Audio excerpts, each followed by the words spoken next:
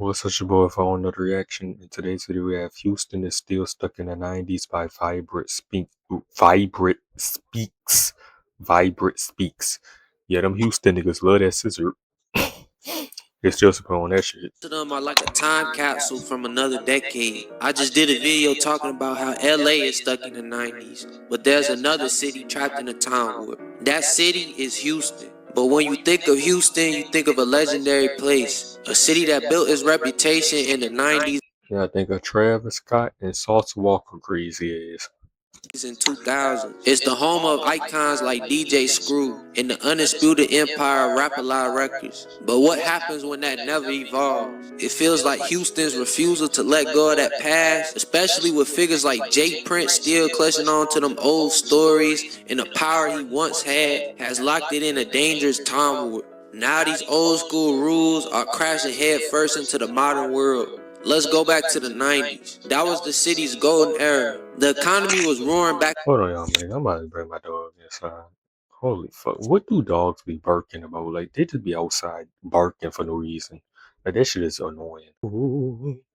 After the 80s oil bust and skyscrapers were going up everywhere. Suburbs were sprawling, pulling in people from all over. And then you had the Rockets bringing back back-to-back championships in the early 90s. You had the Astroworld theme park where a generation of Houston kids grew up. You had the Astrodome, and the soundtrack was revolutionary. This is where chopped and screwed music was born. The legend DJ Screw would take records and slow them down into this syrupy, hypnotic sound that became the signature of Houston.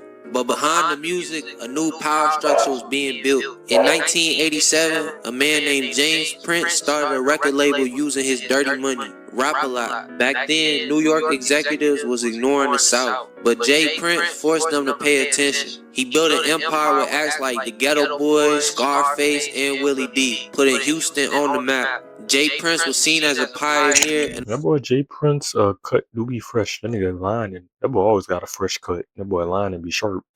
The protector who used his will and reputation to carve out a space for his city. He basically wrote the code, and for years everyone in Houston knew you played by his rules. For a decent amount of time, the name Jay Prince was spoken only in whispers in the music industry. His legend was forged before social media, back when a man's reputation was everything. He was known as the dude every rapper had a healthy fear of, someone who commanded respect through a mix of sharp business and undeniable street authority. A huge part of his power came from checking in, an unwritten rule for any artist coming to Houston. It was like an old school mob tactic. Hey, who checking in to come to Houston? Nigga, I'm trying to go to the rodeo, nigga. Ain't no street, nigga. Who checking in?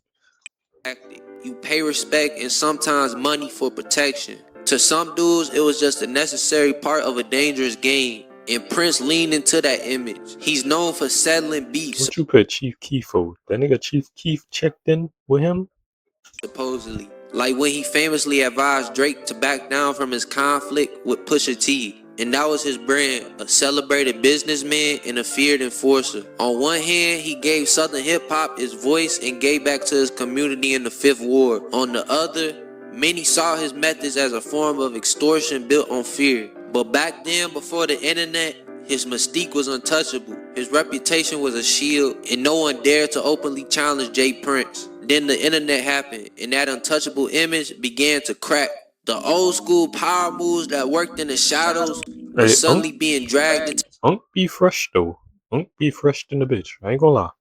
to the light on social media, and the new school wasn't playing by that. I first seen this major crack appear with NBA YoungBoy. In 2020, after YoungBoy's Houston place was robbed, Jay Prince announced on Instagram he had recovered the stolen item.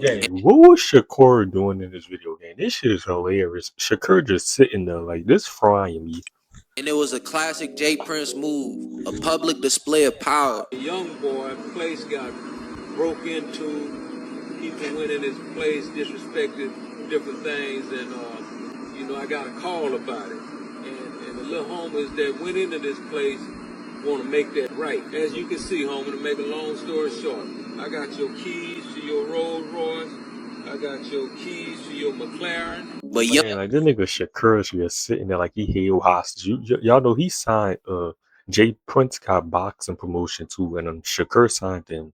But YoungBoy wasn't going for it. He went on his classic YoungBoy rant. All that pussy ass shit, hey, I don't respect none of that shit, man.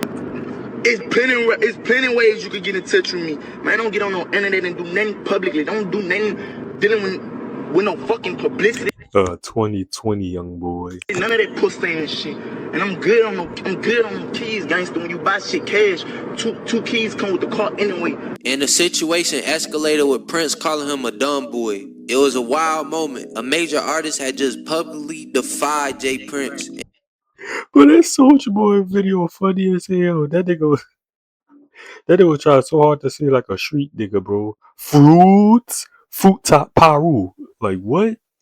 His mystique took a significant hit, showing that after his constant posting on social media, his influence might not be what it once was. His attempts to command respect online were met with defiance. You had other dudes like Whack 100 repeatedly calling him out, claiming he was all talk and his persona was a facade. Jay Prince, once viewed as an untouchable godfather, now looked like an old mob boss still projecting the same energy while the world around him had changed and was no longer afraid. But this refusal to evolve isn't just about power, it's embedded deep in the city's street culture, especially with the romanticization of The lean. hell was Charleston while you listening to in that clip?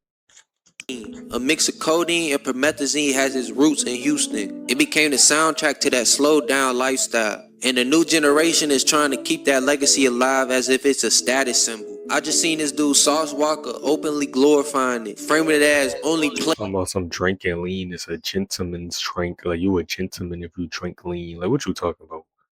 players drink lean. And you're not a player from Houston if you don't drink lean. People think this shit is just another drug that's running around and it's just something to do. Alcohol, no. This shit got real culture and purpose. But fuck that. It does things to you as a person. It makes you player. It make you slow. Like you gonna be talking like Lil Wayne. Like you chewing on rocks, like you got rocks in your mouth. For players, this is the for a league of gentlemen in the black culture of players. He talks about it like it's an art form as iconic as Timberlands in New York. That narrative makes it sound harmless, like it's just part of the cool. The reality though is much darker. What they call sip and drink is an addiction to a powerful opioid. That culture has had devastating consequences, feeding a cycle of addiction that has harmed the community for decades. But Sauce Walker says that it's a beautiful thing for the black culture. Glorifying this liquid heroin is perhaps the most tragic sign of Houston being stuck in the past. Remains tethered to this dangerous relic from the 90s. Yeah, why you don't got your Cuban clip? Clip your Cuban, gang. Wear that shit around your neck. Celebrating the poison while the rest of the city is building a future. The death of the Migos rapper Takeoff in Houston in 2022 was a brutal wake-up call. All this check-in nonsense was fake. It was just an extortion. And let others tell it, mob ties be playing with them fake dice. They had them boys down there shooting bad dice on them, homie. Come on, homie. That's the mob ties rap a lot in them game. That's their game. If you come to Houston as a celebrity, you get with them boys, they go take you down through there, give you the so-called protection, but you gonna have to shoot dice. And when you call them out, it's a problem. Takeoff's death resulted from a dice game gone wrong. It showed that the game has real deadly consequences. And the alleged killer has Jay Prince's attorney backing him up. Afterward, you saw the old guard like Jay Prince back in the spotlight, engaging in public spats with Offset on podcasts and social media. All of it just stripped away whatever mystique and stories was left. The power that once felt absolute now looks old and limited. And the new generation is openly mocking them old rules. Jay Prince's authority is mostly confined to his old Fifth Ward neighborhood. When Taylor Swift comes to Houston, does she have to check in?